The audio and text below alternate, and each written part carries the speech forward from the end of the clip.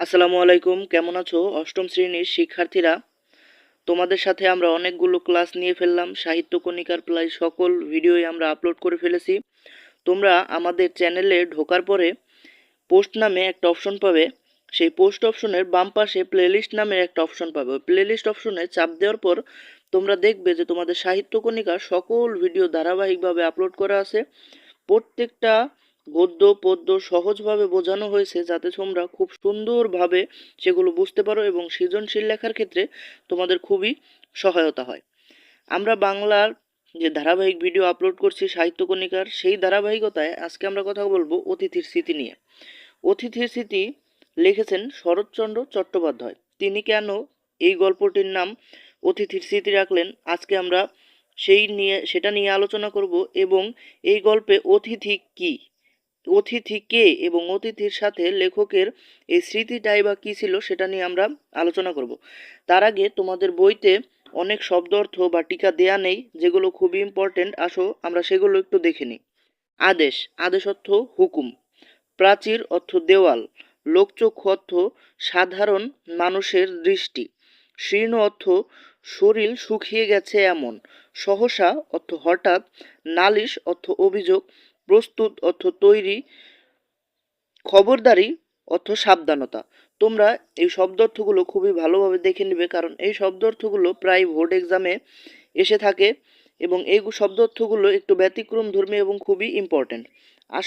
আসো তাহলে এখন আমরা গল্পের যে মূল ভাবটা আছে সেটা নিয়ে আলোচনা করি, যাতে তোমাদের সৃজনশীল লেখার ক্ষেত্রে খুবই সুবিধা হয়। এবং তোমাদের আরেকটা বিষয় জেনে রাখা দরকার, এই শরৎচন্দ্র চট্টোপাধ্যায়ের যে গল্পটির নাম তোমরা এখন পড়ছো অতিথির স্মৃতি, সেটা আগে ছিল দেওঘরের স্মৃতি। পরবর্তীতে এই গল্পের নামটি পরিমার্জনা করে রাখা হয় অতিথির স্মৃতি। একটি প্রাণীর সঙ্গে একজন অসুস্থ মানুষের কয়েকদিনের পরিচয়ের মধ্যে দিয়ে গড়ে ওঠা মমত্বের সম্পর্কই এই গল্পের বিষয়। অর্থাৎ এখানে অসুস্থ মানুষ বলতে বোঝানো হয়েছে শরৎচন্দ্র চট্টোপাধ্যায়কে। এবং অতিথি, তো অতিথি অতিথি বলতে এখানে একটা কুকুরকে বোঝানো হয়েছে। শরৎচন্দ্র চট্টোপাধ্যায় বেশ কয়েকদিন ধরে অসুস্থ ছিলেন, তো তার ডাক্তার তাকে বললেন যে আপনি একটু হাওয়া বদল করে আসুন। সেই হাওয়া বদলের করতে সে দেওঘরে আসে, অর্থাৎ কবি লেখক দেওঘরে আসে। দেওঘরে আসার পর তার সাথে একটা বন্ধুর সম্পর্ক হয় একটা কুকুরের সাথে। লেখক দেখিয়েছেন মানুষ মানুষের যেমন স্নেহ প্রীতি সম্পর্ক, অন্য জীবের সঙ্গেও মানুষের তেমন স্নেহ প্রীতি সম্পর্ক গড়ে উঠতে পারে। অর্থাৎ মানুষ মানুষের সাথে যে সম্পর্ক বা বন্ধুত্বের সম্পর্ক হবে এমনটা নয়,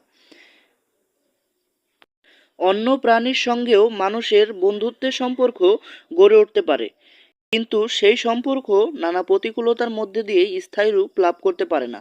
অর্থাৎ এখানে বোঝানো হচ্ছে যে প্রথমে তোমরা যদি এই গল্পটা খুবই সুন্দর করে পড়ো, তাহলে তোমরা দেখবে যে লেখক যে হাওয়া বদল করতে দেওঘরে এসেছে, তখন সে একজন বাড়ির সাথে একজন মালিও পায় এবং মালির স্ত্রীও সে মালির সাথেই থাকতো।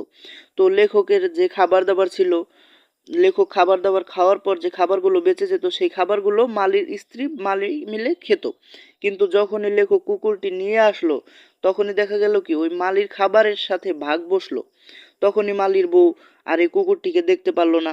তাই এই বাক্যটি বোঝানো হয়েছে যে নানা প্রতিকূলতার মধ্যে দিয়ে এই যে যে এগুলো বন্ধুত্বগুলো আছে এগুলো স্থায়ী রূপ লাভ করতে পারে না। আবার এই সম্পর্কের সূত্র ধরে একটি মানুষ এই জীবের প্রতি যখন মমতায় সিক্ত হয়, তখন অন্য মানুষের আচরণ নির্মম হয়ে ওঠে। ওই যে মালির আচরণ খুবই নির্মম হয়ে উঠেছে এবং লেখক শরৎচন্দ্র চট্টোপাধ্যায় সে মমতায় সিক্ত, সে বন্ধুত্বের মমতায় সিক্ত।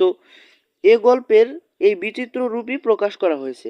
অর্থাৎ এখানে অতিথি বলতে কুকুরটিকে বোঝানো হয়েছে এবং স্মৃতি বলতে কুকুরটির সাথে কাটানো সময়, শরৎচন্দ্র চট্টোপাধ্যায়ের সে অসুস্থ সময়টুকু কাটানো বোঝানো হয়েছে। অবশ্যই তোমরা এই গল্পটি খুবই ভালোভাবে বুঝতে পেরেছো। পরবর্তী ভিডিও পেতে আমাদের সাথেই থাকো। আসসালামু আলাইকুম।